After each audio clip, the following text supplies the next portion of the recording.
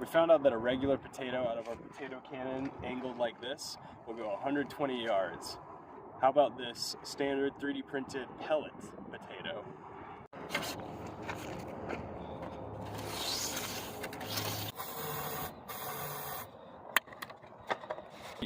Two, one.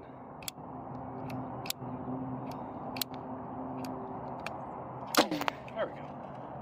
3, 2, 1. Holy.